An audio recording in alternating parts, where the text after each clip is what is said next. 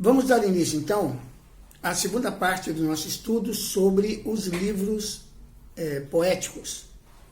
Nós já falamos sobre o livro de Jó e sobre o livro de Salmos. Vamos falar agora sobre o livro de Provérbios. O que é um provérbio?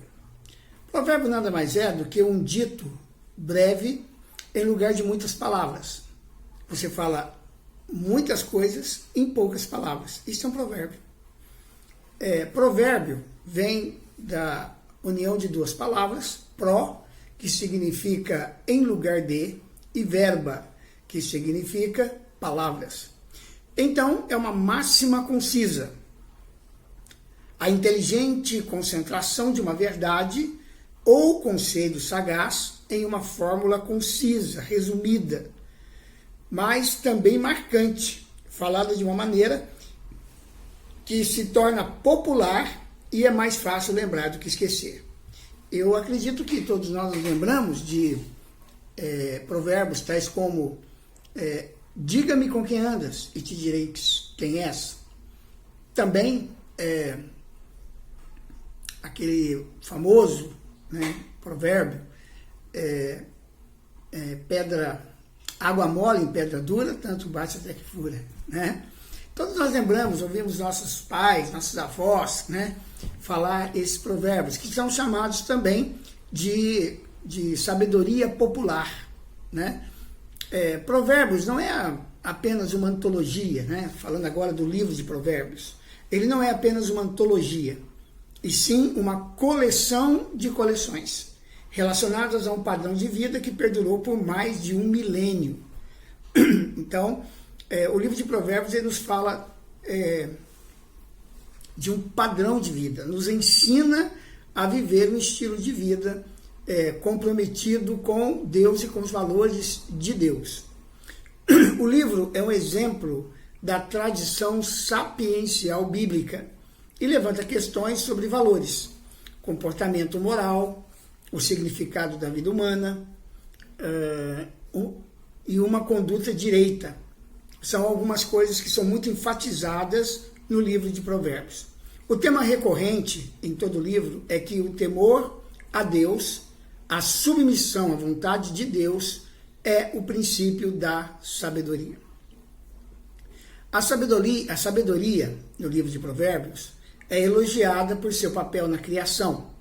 Deus a manifestou antes de tudo e através dela ordenou o caos. E como os homens devem sua vida e prosperidade à conformidade com a ordem da criação, buscar a sabedoria é a essência e o objetivo da vida religiosa. Provérbios, à semelhança da lei de Moisés, descreve um ideal, uma aspiração, um desejo por perfeição. Porém, mesmo o próprio Salomão não era perfeitamente sábio, ou ele não teria desobedecido tão flagrantemente e assim desagradado a Deus, como nós podemos ver lá em 1 Reis, capítulo 11, versículos de 9 a 11. Somente mais tarde, em Jesus Cristo, veio o exemplo pleno de tudo que Provérbios exorta, pois ele é aquele em quem estão escondidos todos os tesouros da sabedoria e da ciência, conforme a afirmação enfática do apóstolo Paulo em Colossenses capítulo 2, versículo 3. Ponto por ponto, as qualidades da sabedoria são as qualidades de Cristo. Obediência a Deus, boa conduta, paciência, confiabilidade, humildade, diligência, a percepção das coisas como elas são de fato. Todas essas qualidades, mais o amor, são perfeitamente ilustradas no nosso Salvador, o Senhor Jesus Cristo. Então, ao ler o livro de Provérbios, nós tomamos contato com a sabedoria de Deus, com essa sabedoria que, segundo o próprio livro, estava com Deus no ato da criação e é uma característica pungente no caráter de Deus. Então, leia o livro de Provérbios e aprenda muito a viver um estilo de vida segundo o coração de Deus. Na sequência vem o livro de Eclesiastes. O título original hebraico do livro de Eclesiastes é Kohelet, que significa pregador, sendo traduzido para o termo grego Eclesiastes. A autoria desse livro bíblico é atribuída a Salomão, principalmente pelo fato de seu autor se apresentar como pregador, filho de Davi, rei de Jerusalém, no capítulo 1, versículo 1. O reinado de Salomão em Israel durou cerca de 970 anos. Aliás, desculpa, informação errada. O reinado de Salomão em Israel durou de 970 a.C. até cerca de 930 a.C. O livro de Eclesiastes foi provavelmente escrito no final do seu reinado, em aproximadamente 935 a.C., ok? Eclesiastes é o quarto dos 5 livros poéticos. Nós temos Jó, Salmos, Provérbios, Eclesiastes e Cantares em nossa Bíblia. Já na Bíblia hebraica, é o quarto dos 5 rolos, ou Megilot, como são chamados Cantares, Ruth, Lamentações, Eclesiastes e Esther. Alguns presumem que Salomão tenha escrito Cantares no início do seu reinado, em cerca de 965 a.C. Provérbios no meio, quando seus poderes intelectuais estavam no auge, lá por volta de 950 a.C., e Eclesiastes no final do seu reinado, quando estava decepcionado, desiludido com sua vida mundana. Isso ali por volta de 935 a.C.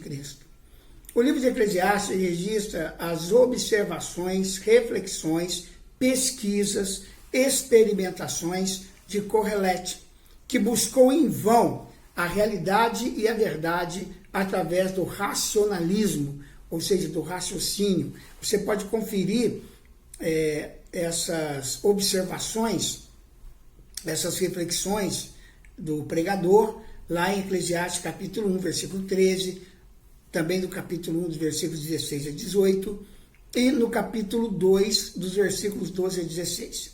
Também, o pregador, ele compartilha no livro de Eclesiastes as suas experiências empíricas, ou seja, aquilo que ele testou e viu, que nada mais é do que pura vaidade. Eclesiastes capítulo 2, versículos de 1 a 11. Em ambas as indagações, ele sempre se frustrou, concluindo que tudo é futilidade, ou, conforme a maioria das traduções diz, vaidade. Eclesiastes 1, versículo 2, 1, versículo 14, 2, versículo 11, 2, versículos 21 e 23, e o capítulo 12, versículo 8. Nessa busca, então, ele descobriu que a verdade essencial está em Deus e que tem que vir por revelação divina.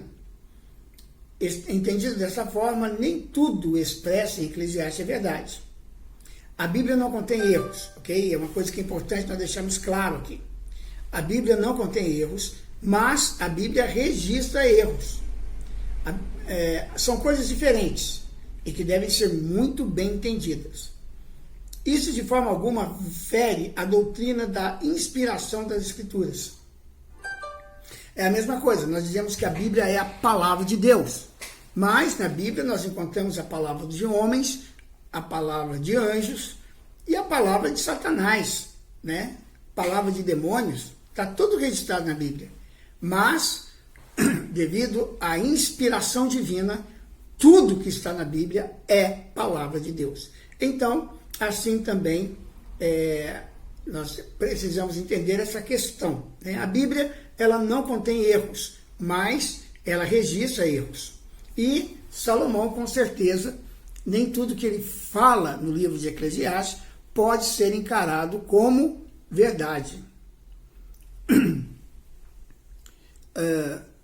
Porque foram frutos da sua frustração diante do estilo de vida mundano e perverso que ele adotou numa certa altura da sua vida. Afirmações como as que lemos no capítulo 1, versículo 18, capítulo 2, versículo 24, capítulo 3, do 19 ao 21, no capítulo 7, versículo 1 e 16, no capítulo 9, versículos 2 a 3, e depois o 5, e depois 10 a 11, são conclusões lógicas do filósofo humanista, do homem natural, sem a luz da revelação divina. O autor não é um homem assim, mas no seu raciocínio mostra como pensa o homem assim. No final de várias conclusões sobre a futilidade debaixo do sol, o Kohelet reconhece a Deus e faz uma interpretação de outra perspectiva da vida. E isso nós podemos conferir no capítulo 2, versículo 24 ao 26, no capítulo 3, versículos 10 a 17, capítulo 5, 19, capítulo 8, 17, capítulo 9, verso 1, capítulo 11, verso 9, 12, 1 e 3 a 14. Assim, Eclesiastes confirma o vazio de tudo à parte de Deus, como fazem outros textos bíblicos, como 1 João 2, 15 a 17, Mateus 6, 19 a 21, Tiago 4, de 1 a 4 e Colossenses 3, 2. Nenhum outro livro da Bíblia é mais específico na relação do naturalismo e do humanismo.